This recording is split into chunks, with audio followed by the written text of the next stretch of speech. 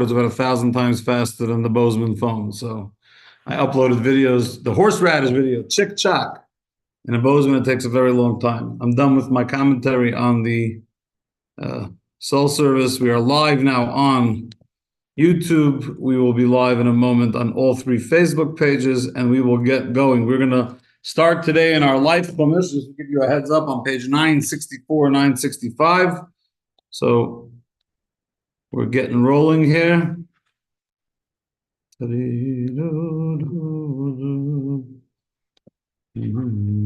Someone's here? No.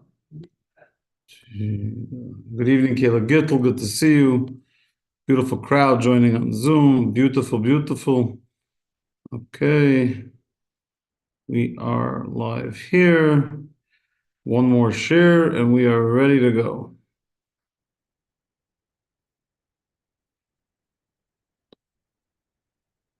There's always the possibility, that some storm blows through Bozeman and messes with the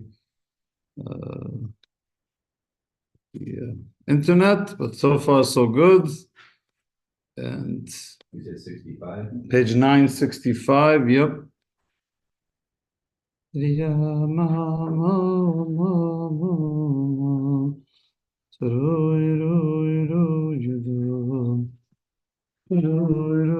evening, Doug.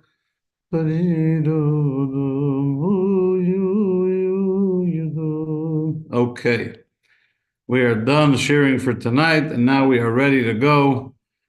And after class, I'm going to ask Elliot Eliyahu to share something beautiful for a moment with the class. But as I said, we're going to start tonight on page 965. Just to give a heads up for those that want a little bit of a context. So our portion is Balak. Balak is the king of Moab. He hires a Midianite prophet named Bilam, a Gentile prophet. In English, they call him Balaam. In Hebrew, his name is Bilam. And he hires him to come and curse the Jewish people. When all else fails, and you realize that they're protected by God, so you try your last resort is to get a person of God, even if it's a Gentile person of God, to come and try to bring negativity to the Jewish people, except it fails miserably. And not only does Bilam not end up cursing the Jews, some of the most beautiful prophecies that the Jewish people ever received, some of the most beautiful things ever said about the Jews, was shared and prophesied by Bilam, the Gentile prophet. So in the midst of that episode where Balaam, and by the way, for the record, just to put things in context, the Midianites and the Moabites hated each other. They hated each other. But when it comes to hating the Jews, somehow anti-Semites manage to get along great when it comes to hating the Jews. The far right and the far left come together to hate the Jews. The Midianites and the Moabites, the Shias and the Sunnis come together. The one thing they have in common is they hate the Jews. The Moabites and the Midianites were the same. So as Bilam is talking positively and prophesizing about the Jewish people, he says in verse 10, who has counted the infants of Jacob, or the number of one of the divisions of Israel? May my soul die the death of the upright, and let my end be like this. So he talks about the number, right? And in English here, he translates the verse, and that's, I guess he took one of Rashi's opinions, where he translates it, who counts the infants of Jacob. But in Hebrew, it's Mimana Afar Yaakov. Who counts the sand of Jacob? So the literal word in Hebrew is afar, like afara aretz, the sand of the earth, the dirt of the earth. He translates it as infants, but the word is afar, which means earth. Comes along Rashi and gives 2 interpretations on what this means. Afar, so interpretation number 1, afar refers to the infants of the house of Jacob, about whom it is written, I will make your descendants like the soil afar of the earth. God promised Jacob that his descendants would be like the numerous as the sand of the earth. So over here, when it says who is counting the afar of Jacob, the first interpretation from Onkelos is that it's referring to the infants. In other words, that there's going to be a quantitative growth of the Jewish descendants of Jacob.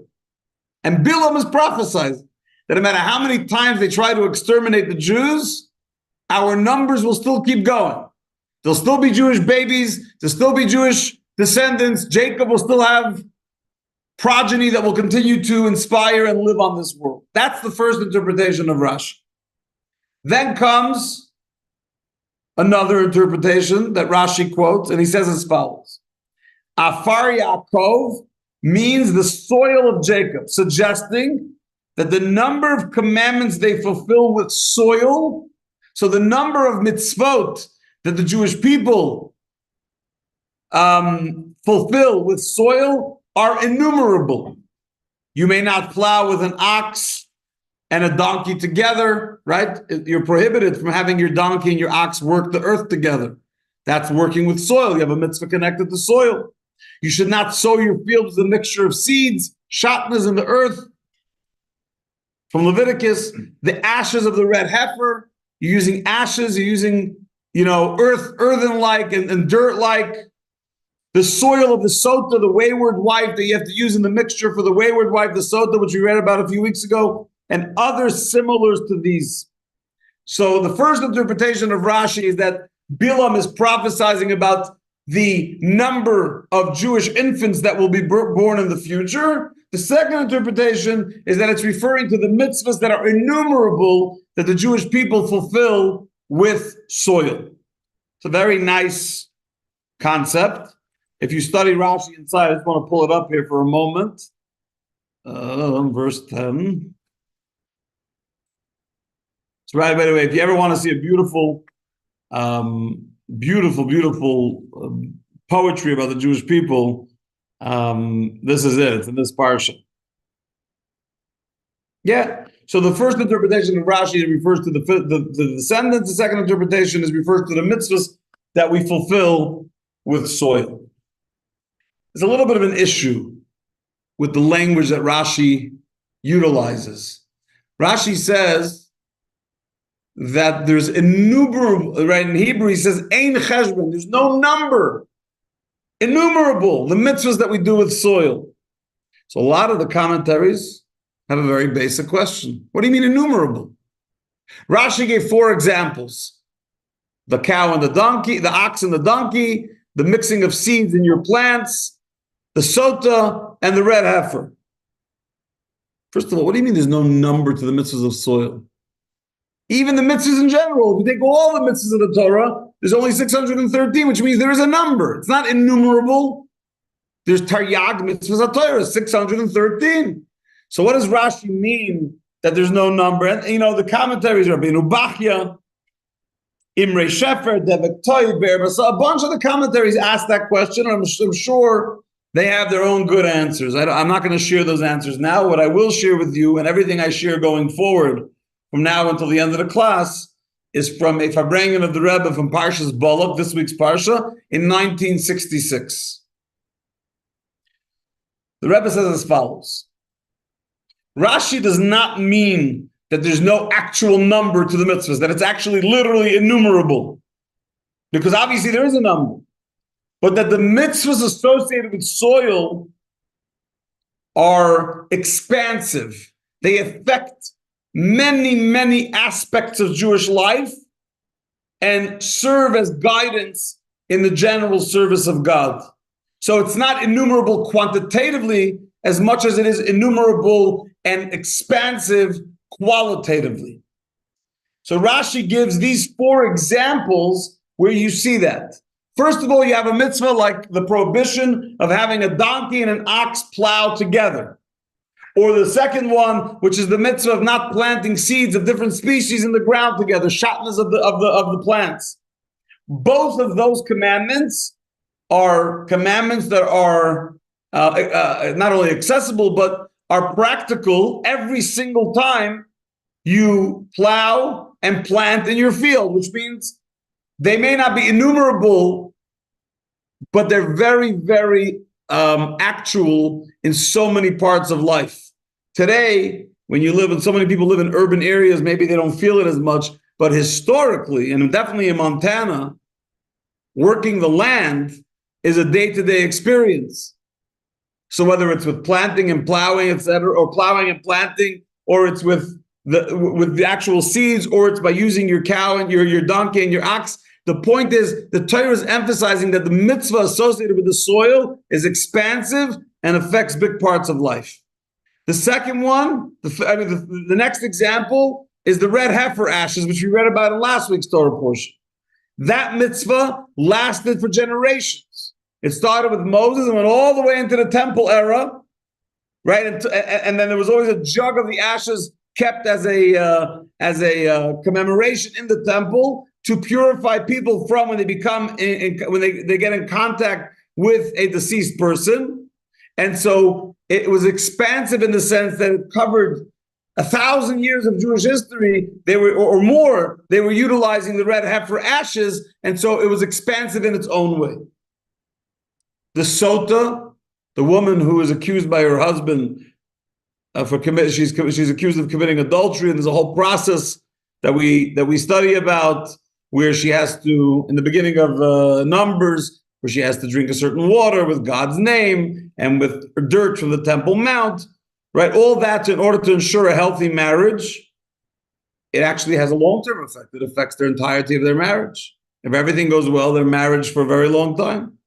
In other words, so often we all get caught up in quantitative growth, in quantitative greatness, right? Every time someone runs for office, everyone wants to talk about how many people came to the rally. Why is that the most important thing? How about what type of people came to the rally? And why did they come to the rally? And how much did they pay, or how much were they paid to come to the rally? There's a lot of questions you can ask, but we seem to be very caught up in quantity. Just go to Costco. It's not about quality. It's about how you can fill up a wagon of items. You have no idea what they're doing in your wagon. You have no idea what they're doing in your home. You have nothing to do with them, but we like things. And Judaism is emphasizing for us in this Rashi that it is important to take time to recognize that growth and greatness and expansiveness is not just quantitative. Perhaps it's uniquely not quantitative, it's qualitative. And that actually gets to a deeper meaning that goes on here.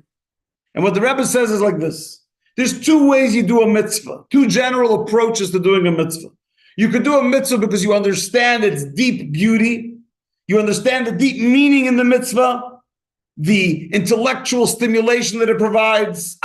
It's so beautiful. It makes so much sense. I love the idea of this mitzvah. Or you have an emotional connection to the mitzvah. It makes me feel so Jewish. Makes me feel so good. That's one way to do a mitzvah, where you are intellectually or emotionally stimulated and excited, enthusiastic about the mitzvah.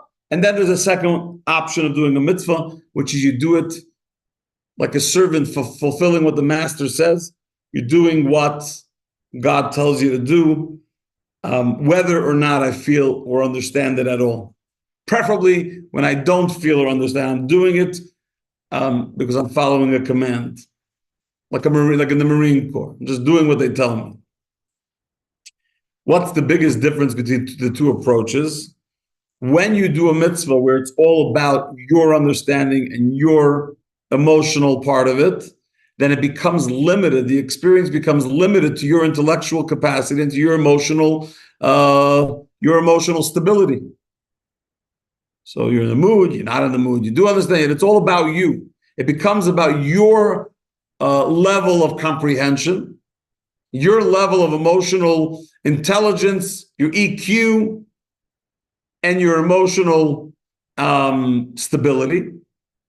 But when you do a mitzvah just because God said so, and your personal endeavors and your personal agendas and your personal limitations of your intellect and emotion are not connected to it, then you have the ability to fly high with the mitzvah in a way that you couldn't do if it was all based on your intellect and your emotion. So when Rashi says there's no number to the mitzvahs that you do with dirt, another way of understanding what Rashi's saying, and it's so beautiful the way the Rebbe says it, is that when Jewish people do a mitzvah like dirt, meaning they do a mitzvah not because there's some big genius, not because there's some big emotional, they do it like dirt, totally nullified to God, like we say in the Amida, v'nafshi ka'afar lakol tiyeh, may my soul be like dirt before all people. Humility, not a shmata. because insecurity is not humility. But true, genuine humility, that I am in service of my Creator, and whatever God asks me to do, I'm going to do it. When we have that level of subservience, that level of transcendence of self, and it's not about me and my limitations, and I'm not trying to pack God into my brain and into my heart to make it sense in my own comprehension, because then it becomes limited by my comprehension. And then so when you do it with offer like dirt, then it's ein cheshbon, then suddenly there's no number to it. It becomes infinite and unlimited because you're operating on God's frequency, and God is infinite. But when your comprehension and emotion is the key to everything, then it's going to be operated by that. That's why the famous statement of the Medrash, Ilu nistavinu lachta veitzim. What if God, instead of saying to keep Shabbos, God said, put on tefillin? I'm sorry. What if instead of saying to keep Shabbos, God said, go chop wood for me? Let's say God said there was a mitzvah to chop wood for him. No, whatever. We'd go and chop wood for him because that's what he asked. In other words, we have to be able to remove out. We love understanding everything. We love feeling all giddy-goody about everything. Sometimes it just doesn't feel good. Sometimes you do a mitzvah and it feels miserable. You're not in the mood. You don't get it. I'll go further. Sometimes people, I don't know what God wants from me. What is this ridiculous thing he's asking me to do? And you do it anyhow. And when you do it anyhow, at that moment, you've removed your limitation from the mitzvah. It's not about your comprehension, your finite and very limited comprehension. And if I put you in a room with Einstein and we started talking, chances are that, at least for the most of us, we wouldn't understand one word coming out of his mouth. I went to a store today with Chavi, and the woman in the store was telling us about a pair of glasses, and the woman was telling me something about the glare and the color, and I said, Chav, did you understand what she said? So she goes, yeah. I said, good, because I didn't understand one word. I don't think it's because I lack intellect. Whatever they were talking about, it's not my cup of tea. I'm not into that whole world, and so go talk to someone that it isn't. So if you put me in a room with Einstein, I wouldn't understand a word. So somehow I don't understand Einstein, but I'm going to understand the infinite creator. There's a moment where we all have that moment where you say, wow, I don't feel it, I don't understand it, I don't get it, and I'm doing it anyhow. And at that moment, you've lifted yourself up from a place of finite, a place of limitation, of constriction, of contraction, where you're in this tight, narrow space, so you can't get out, to a place of expansiveness because you're now on God's frequency, because you've let yourself out of the picture and let God operate through you. That's really brings us to this next word in Rashi that somehow gets glanced over. But as usual, the Rebbe doesn't let us glance over any words in Rashi. Rashi says, if you go back to Rashi, it said there's 4 examples of mitzvahs. So the ox and the donkey, the planting of seeds, the red heifer ashes, and the sota woman, the wayward woman. And then Rashi says, in Hebrew, he says, v'chayotze bohem, which means, and others similar to these. What is Rashi? First of all, it's very uncommon for Rashi to do that. You're giving 4 examples, and then you say, and others, then give 1 example and say others. Why give 4 examples and say other? Right? You ever hear these teachers, they go, I'll give you an example, and then they give you 5 examples. Meaning, if you're good at what you're doing, the 1 example should get it done. So Rashi gives us 4 examples of mitzvahs that are uniquely connected to the soil, to the dirt, to the earth. And after giving us 4 examples, he says, and similar ones to these. What's he trying to say? Every word in Rashi is precise. What is Rashi trying to emphasize for us that knocks this mitzvah and this concept out of the park? Makes us realize that when Bilam, the Gentile prophet, was prophesying about the Jews, he not only spoke about the number of infants that there will be, he not only spoke about the number of mitzvahs he had with soil, but he was emphasizing something unique about the Jewish people as a whole that the Gentile world does not have. Because obviously when a Gentile prophet is talking about all these great things about the Jews, they're indirectly what they're doing, that they're, you know, maybe it's not explicit, but it's implicit that the other nations don't have these gifts. It's unique to the Jewish people. So here's what the Rebbe says. Each one of the four that Rashi gives as an example, there's another one that matches up with that fits into the set. And he says, and similar ones to these, because each one has an equivalent as another mitzvah that's somewhat similar in the same department, that's also to do with soil. So for example, the first one was not having your donkey and your ox plow the field together. We have a mitzvah connected to plowing, which is the prohibition against plowing your field during Shemitah, during the sabbatical year. We have a mitzvah, the second one that Rashi gave was not planting seeds that are not from the same species.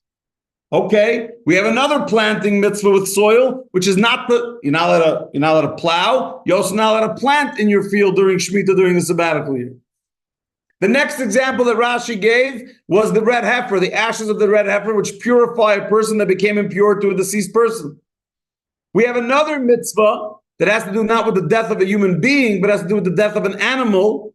And that is that when you slaughter an animal, you have the biblical commandment of kisui hadam, that you take dirt or earth and you cover the blood and you make a bracha. There's a special blessing. If any of you have ever been at the time, if you've ever been there when they shecht a chicken, when they slaughter a chicken or they slaughter a cow, there's a very beautiful mitzvah. You see blood on the ground of an animal.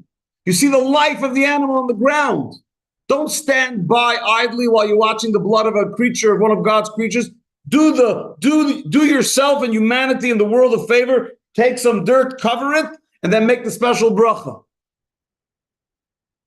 That mitzvah is again directly connected to the soil. By the way, this is beautiful. When the Rebbe used to do kaparas, I mean, like every Jew that lives in a community, the chicken before Yom Kippur is a great. You see, I remember doing it with my father as a kid. But there's also pictures and videos of how the Rebbe does it. It's not a mitzvah that's lowly. It's one of those beautiful things you can do. There's an animal that died, whether they had to die or not. Of course, we believe that it was a great opportunity for them. Doesn't mean you should lose your humanity and your love for God's creatures along the way. Express that by covering the blood and making a bracha, kisui adam, for covering the blood. The fourth one was the woman, the wayward woman, and the sota. We take the dirt and we mix it, and she has to drink it. And we have a similar mitzvah in Leviticus and in Vayikra when it comes to the mitzorah. When someone's home, when the walls of someone's home is plagued with tsaras, part of the cleanliness process is you clear out the parts of the wall that have the tsaras on it, and you take the sand and the earth that's in the wall, and you take it outside of the camps, and you bring it to a place of impurity where you get rid of it. So another mitzvah connected to soil, and specifically to purification. Just like the sota water is to purify a wife and a marriage, this is to purify a home. Okay, very nice. So we went from 4 to 8. Each one of the examples that Rashi gave, there's an equivalent that's in the same realm of sorts.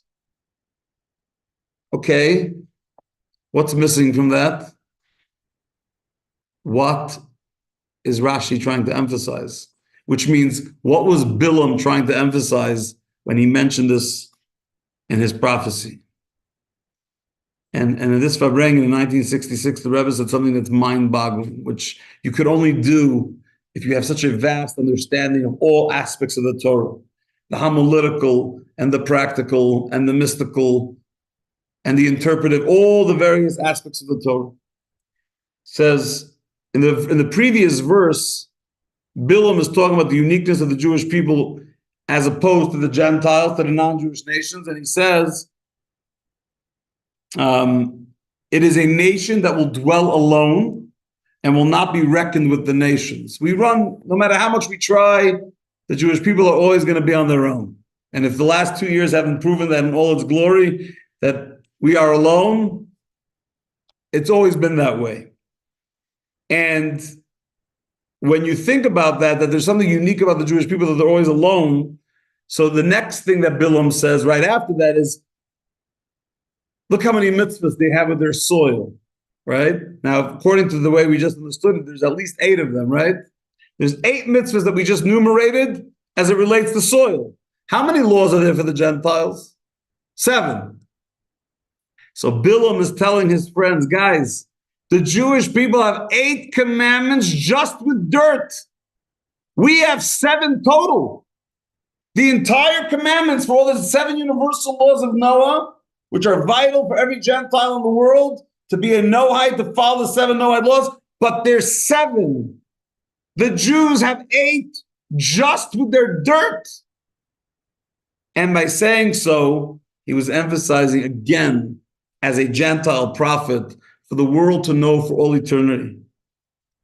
For the anti-Semites on the right, for the anti-Semites on the left, from the Cenk Uyghurs to the Tucker Carlson, doesn't matter, I don't care what your name is. You mess with the Jews, you're toast. And one of the things that Bilam had to say to them, and we could tell them today, is that the Jewish people, just when it comes to our dirt, we have 8 mitzvahs. So understand, you're dealing with a different creation. There's all of humanity that God created, and then there's the Jewish people, who are hired by God to be ambassadors of holiness in this world. Not ambassadors of civility, not ambassadors of philanthropy, not ambassadors of political realms. We are the ambassadors of holiness. And we have 613 ways to bring that holiness to the world. 8 of them are with dirt. And each one of those mitzvahs have facets and details and nuance that allow for holiness to permeate the world, to affect change in the macrocosm of creation. So Bilam is beseeching his fellow Gentiles to realize that, as we say in halacha, it's a brachal of atala. It's a blessing in vain. It's a futile endeavor to try to think that you could take down the Jews. It's just impossible. It's impossible because you can make trouble. You can make it hard for us, for the Jews. You can't take them down. And if you go through all the various incredible prophecies of Bilam, you find out that our modesty and our holiness and our devotion to family and our devotion to God and our belief in the coming of Mashiach, all of it is in Bilam's incredible prophecies. So at a time when so many people are going after the Jews, and it's very easy to become dissuaded, it's very easy to become weak and meek and uncomfortable, my recommendation is, without haughtiness, without arrogance, it's not about running around telling everyone you're better than them, because that defeats the whole purpose. Then it lacks humility. It lacks the dirt, the soil, lacks that level of, it's not about you, it's about God. But don't be insecure. There's nothing to hide. There's nothing to run from. Just in the last 24 hours in flying ZC to Denver and back, I spoke to 7 different Gentiles in conversations. And in every conversation, I told them that I'm a rabbi in Bozeman in the Jewish community. And every single response was the same. Wow, how is it being a rabbi in Montana? You know when the Gentiles speak negatively about Jews? When Jews aren't comfortable being Jews. When you're comfortable, you're not in their face. It's not about how many Israeli flags you wrapped in and how many times you could scream at them in the streets at their demonstrations. Just be a Jew and just study Torah and just live. When it's mincha, you stand up and you daven mincha. And when it's shachris, you wrap up in your talis and tefillin and you daven shachris. And when you're in the restaurant, last night was the first time. Today, yesterday was Yud Beis Tammuz. Today is Yud Gimel Tammuz, the day on which the previous Chabad Rebbe in 1927 was freed from from Soviet imprisonment, Soviet imprisonment. First, they sentenced him to death on the 15th of Sivan. Then there was pressure, so they sentenced him to 10 years in I think it was called Slovakia. It's a name of a jail, not the country, Slovakia, in Russia. Then it was changed to 3 years in Kostroma, and then 10 days after getting to Kostroma, he was freed altogether and kicked out of the Soviet Union. That was in 1927. And he said that the day of the holiday is a day that's not just his redemption, it's the redemption of the entire Jewish people, because it allowed for Judaism to have continuity in the former Soviet Union, which resulted in the continuity all over the world. But interestingly, last night, husbands always think they're smarter than their wives, and it's almost never true. I can't say never, almost never. How do I know? I'm married for 19 years, and based on all the memes I see on Instagram, I'm pretty sure it's not just me and Chavi, but the system is pretty universal. So last night, before I left with ZC to Denver at 2:30 in the afternoon, Chavi said, "What are you taking for dinner?" I said, "Dinner? I don't need dinner. We'll figure it out." She goes, "You have to take something." Okay. So she gave me some ramen noodles that you could just use hot water. It's gluten-free. I'll take it. I'll get to the hotel in Denver, and I'll put hot water. Take some other snacks, please. No, I don't need snacks. Got to the hotel late because there was a delay. Got there at 8:30, 9 o'clock at night. I'm starving. I didn't eat since place in America. If you don't eat for 12 hours or 8 hours, it's mamash, you're starving. So I take my thing of noodles and I go to the front desk of this dumpster fire motel that they put me in. I think it's called Baymont Inn. Do not stay there. There's no hot water. They don't have hot water. The lady in the front desk is checked out. She's dealing with 12 other customers. There's no hot water. So what did I do? I went back to my room, and ZC has her own stuff, her own medical diet. I said, Z, it's Yud Beis Tammuz. This is the day the Chassidim in Russia, they had to fight against communism. They didn't have what to eat. They didn't have kosher food. I said, oh, good. I'm sleeping at a Baymont Inn. For an American boy, Baymont Inn is pretty much similar to being in the Soviet Union. I don't have food to eat because there's no, like some hotels have you could buy a drink or some snack. Nothing. This dumpster that they put me in had nothing. So I went to sleep without eating. And guess what? Here I am to tell the tale. I didn't pass away. I got to the airport in the morning, I had a coffee with a banana, and I'm doing just fine. My point was, we don't really comprehend, right? Sometimes what it took to be a Jew. If we get hungry for 8 hours, we think our life's falling apart. If a Jew goes to an airport, they don't have a 3-course meal, they're going out of their minds. Jewish mothers send their kids with sandwiches, 82 sandwiches. You think the kid's going to Mongolia. He's going from New York to Pennsylvania. He has more sandwiches than the entire country of Haiti. But that's Jewish mothers. So sometimes it's important for us to pause and realize that we represent something very different, and we don't live in Russia. We live in America. We have the ability to be proud, comfortable, not arrogant, proud, comfortable, strong, confident, courageous, resilient Jews. And if anyone questions it, you tell them, Bubala, we have 8 commandments in the dirt. Do you understand how much God trusts us? Do you understand how much God put into us, how much he invested in us, how much he believes in us? That even dealing with our dirt, we have 8 special ways to do it. And so back the hell off. We represent something different. You're not going to get in our way. Those who curse us will be cursed. Those who bless us will be blessed. And I'm not ashamed to say it. I'd love for you to be my friend because I want everyone to be part of God's army. I want every Gentile to listen to Bilam. I want every Gentile to follow the 7 Noahide laws. I want every Gentile to support Israel and stand with Israel because we want them to be allies. Of course, that's what the Rambam says. Moshiach comes, we'll have all these allies. They'll all want to serve God. Of course, that's what I want. But if you think that you can antagonize us and stop us, maybe you can antagonize and stop some Jews, the meek ones, the uncomfortable ones, the ones who think if they put on a baseball cap, no one's going to know they're Jewish. They have a payas wrapped around their ears 8 times, but they think the baseball cap is going to cover it up. You know the story, and I'll end with that just for fun. There was a maskil, when the Enlightenment movement happened. There was a lot of Hasidic and very mainstream Orthodox Jewish youth who fell into the trap of Enlightenment. It was very seductive. It was like the woke of today. It's very cool to be part of it. So they left the yeshivas and they went to the Enlightenment. And I would venture to say hundreds of thousands of Jewish youth ended up with the Enlightenment. One day, I think it was the Rebbe Marash, the 4th Chabad Rebbe, Reb Shmuel, met one of these big maskilim, these big enlightened. He says to him, oh, you're one of us, you're Jewish. He goes, how do you know? Says, what do you mean, how do I know? At the circumcision, the moil cuts off the foreskin and he glues it onto your nose. And we know that's how we know. And he said that with a lot of humor, right? There are Jews today who think they can hide. They can hide. If I hide my tefillin, my tal, what are you hiding? Let the haters hide. Let the anti-Semites hide. Let the antagonizers hide. Let the Free Palestine people hide. We don't hide. We look at Bilam's prophecy and we realize That yes, Bibi is a great prime minister and he's done wonderful things for Israel and that's not what makes the Jewish people what we are. What makes the Jewish people what we are is that it's been prophesied for 3,500 years that we represent something different if we live up to those values with modesty and with holiness and with devotion to all things God.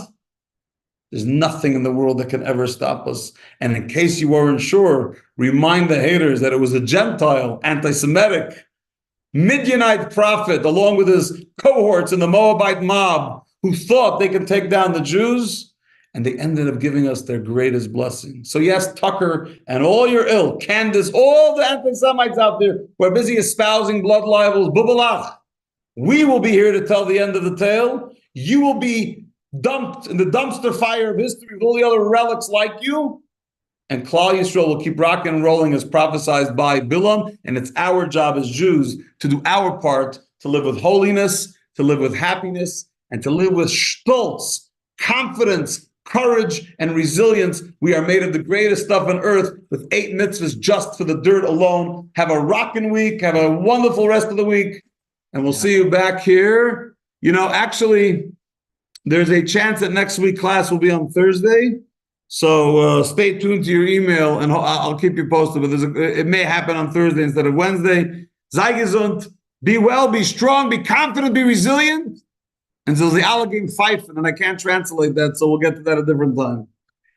Elliot, you wanted to share something special. Go ahead. Ladies and gentlemen, Elliot has something really important that he wants to share. I'm going to unmute you right now, Elliot. Go ahead. Elliot, you got to unmute yourself. Okay.